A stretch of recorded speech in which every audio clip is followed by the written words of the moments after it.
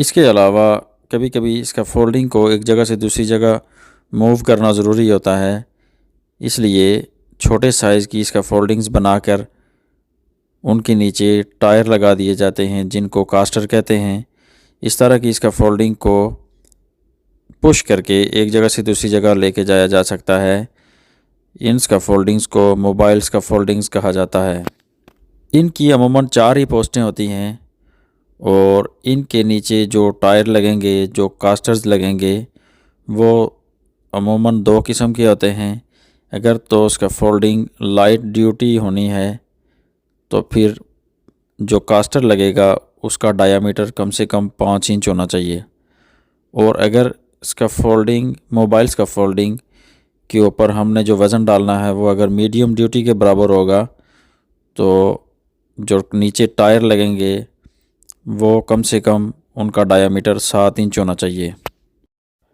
Light duty ये होता है कि अगर हम इसका फोल्डिंग के प्लेटफॉर्म के 1 स्क्वायर मीटर के अंदर मैक्सिमम 120 केजी वज़न डालने वाले हैं तो ये इसका फोल्डिंग जो बनेगी इसको हम लाइट ड्यूटी इसका फोल्ड कहेंगे। 120 केजी के अंदर बंदे का अपना वज़न भी शामिल होगा और वो साथ जो टूल्स लेके जाएगा उनका वज़न भी मिलाकर मैक्सिमम 120 केजी पर स्क्वायर मीटर होना चाहिए। और अगर इससे मज़ीद मज़बूत का फोल्डिंग चाहिए तो हम मीडियम ड्यूटीज़ का फोल्डिंग बना सकते हैं जिसमें 1 स्क्वायर मीटर के ऊपर मैक्सिमम 240 केजी वज़न हम डाल सकते हैं। उसमें बंदे का अपना वज़न भी शामिल होगा और साथ में जो टूल्स वगैरह लेके जाएंगे वो भी शामिल होंगे। और अगर किसी का फोल्डिंग के ऊपर 1 स्क्वायर मीटर के अंदर 240 केजी से भी ज़्यादा वज़न डालना पड़ जाए तो उसका फोल्डिंग को स्पेशल्स का फोल्ड कहेंगे और ये स्पेशल ड्यूटी कहलाएगी। 120 KG light duty, 240 KG medium duty, more than 240 KG special duty. और स्पेशल ड्यूटी स्पेशल्स का फोल्ड बी होगी। मोबाइल्स का फोल्डिंग की मैक्सिमम हाइट 12.2 मीटर्स यानी 40 फुट तक हो सकती है। इससे ऊंचा आप मोबाइल्स का फोल्ड नहीं बना सकते। आर्म्स का फोल्डिंग के बारे में हम पीछे पढ़ चुके हैं कि जब उसकी हाइट उसकी चौड़ाई से 4 गुना ऊंची हो जाएगी, यानी 1 मीटर चौड़ाई है और 4 मीटर हाइट पहुंच गई, तो उसका फोल्डिंग को कोई ना कोई सपोर्ट देनी ज़रूरी हो जाती है, वरना इसके गिरने के चांसेस बढ़ जाते हैं। लेकिन मोबाइल्स का फोल्डिंग के लिए भी पहले यही रूल था। अब जो आरामको का नया रूल है मोबाइल्स का फोल्डिंग के लिए तो वो 3:1 है।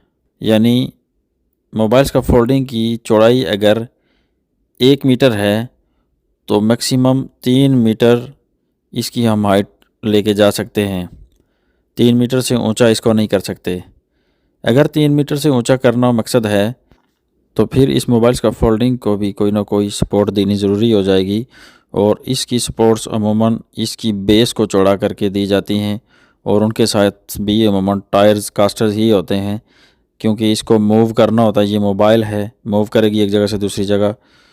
मोबाइल्स का फोल्डिंग हो या टावर्स का फोल्डिंग हो, इन दोनों के लिए इनकी बेस पर एक ब्रेसिंग लगेगी जो हॉरिजेंटल डायरेक्शन में होगी और इस ब्रेस को हॉरिजेंटल प्लान ब्रेस या सिंपल प्लान ब्रेस भी कहा जाता है। ये इनके बॉटम में लगेगी और फिर इनके प्लेटफॉर्म के नीचे लगेगी और हर तीसरी लिफ्ट पे जाकर इस प्लान ब्रेस ने ज़रूर लगना है। तीसरी से आप चौथी लिफ्ट खाली नहीं छोड़ सकते, चौथी लिफ्ट पर नहीं लेके जा सकते। सिर्फ 2 लिफ्ट्स आप खाली छोड़ सकते हैं और हर तीसरी लिफ्ट के ऊपर आपको एक प्लान ब्रेस ज़रूर लगानी होगी। मोबाइल या टावर्स का फोल्डिंग के बॉटम में प्लान ब्रेस, फिर उनके टॉप में यानी उनके टॉप प्लेटफॉर्म के नीचे और हर तीसरी लिफ्ट पे ज़रूर प्लान ब्रेस होगी। मोबाइल्स का फोल्डिंग हो या टावर्स का फोल्डिंग, दोनों के लिए सेम रोल है। कुछ का फोल्डिंग्स इतनी क्रिटिकल हो जाती हैं, चाहे वो वज़न की वजह से या हाइट की वजह से या किसी और वजह से, कि उनको स्पेशल तरीके से बनाया जाता है। इनका फोल्डिंग को स्पेशल्स का फोल्डिंग्स कहा जाता है। स्पेशल्स का फोल्डिंग का भी प्लान बनता है जिसको इसका फोल्डिंग प्लान कहते हैं। जैसे क्रिटिकल लिफ्टिंग के लिए क्रिटिकल लिफ्टिंग प्लान था, इसी तरह से जब स्कैफोल्डिंग स्पेशल स्कैफोल्डिंग हो जाएगी, इसके लिए भी स्कैफोल्ड प्लान बनेगा।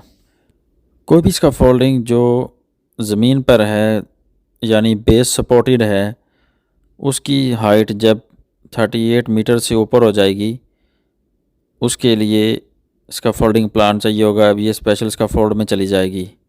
लेकिन आरामको में जो स्कैफोल्डिंग 12.2 मीटर्स यानी 40 फुट ही क्रॉस कर जाए, इससे अगर ऊपर चली जाती है तो इसके लिए भी स्कैफोल्डिंग प्लान चाहिए होगा।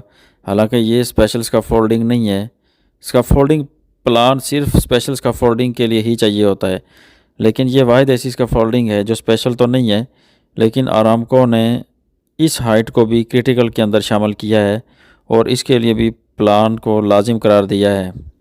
तो जो स्कैफोल्डिंग 12.2 मीटर से ऊंची हो जाएगी, उसके लिए भी स्कैफोल्डिंग प्लान चाहिए होगा। इसके अलावा अगर किसी स्कैफोल्डिंग के प्लेटफार्म के ऊपर हमने 240 केजी से ज़्यादा वज़न डालना है पर स्क्वायर मीटर, तो ये भी स्पेशल स्कैफोल्डिंग हो जाएगी और इसके लिए भी स्कैफोल्डिंग प्लान चाहिए होगा। इसी तरह से अगर कोई स्कैफोल्डिंग अंडर रंग है जो किसी स्ट्रक्चर के साथ लटक रही है और उसके प्लेटफार्म का total area 30 square metre cross कर जाए, तो वो भी स्पेशल स्कैफोल्डिंग हो जाएगी। उसके लिए भी प्लान चाहिए होगा। कुछ स्कैफोल्डिंग प्लेटफॉर्म्स इस तरह से बाहर को निकले होते हैं। इन प्लेटफॉर्म्स को कैंटिलीवर प्लेटफॉर्म्स कहते हैं। अगर कोई प्लेटफॉर्म 3 मीटर से ज़्यादा बाहर निकला हो, यानी 3 मीटर से ज़्यादा कैंटिलीवर हो, तो ये भी स्पेशल स्कैफोल्डिंग के अंदर आ जाएगा। इसके अलावा भी काफ़ी स्पेशल स्कैफोल्डिंग के केसेस हैं जो आप CSM में ख़ुद स्टडी कर सकते हैं, लेकिन जो मोस्ट इम्पॉर्टेंट थे वो मैंने आप लोगों के साथ डिस्कस कर दिए हैं। जिस स्कैफोल्डिंग की हाइट 6 मीटर से कम हो, उस स्कैफोल्डिंग को सिर्फ स्कैफोल्ड सुपरवाइज़र ही इंस्पेक्ट करेगा और वही उसका टैग साइन करेगा। लेकिन अगर स्कैफोल्डिंग की हाइट 6 मीटर से ज़्यादा हो जाए या कोई भी स्पेशल स्कैफोल्डिंग हो, तो उसमें स्कैफोल्ड सुपरवाइज़र के साथ साथ स्कैफोल्ड इंस्पेक्टर भी इंस्पेक्शन करेगा स्कैफोल्डिंग की। दोनों अपनी अपनी चेकलिस्ट फिल करेंगे और टैग साइन करेंगे। जब एक दफ़ा स्कैफोल्ड सुपरवाइज़र या इंस्पेक्टर दोनों किसी स्कैफोल्डिंग की इंस्पेक्शन कंप्लीट कर लेंगे और टैग साइन कर लेंगे, तो ये टैग 14 दिन तक वैलिड होगा।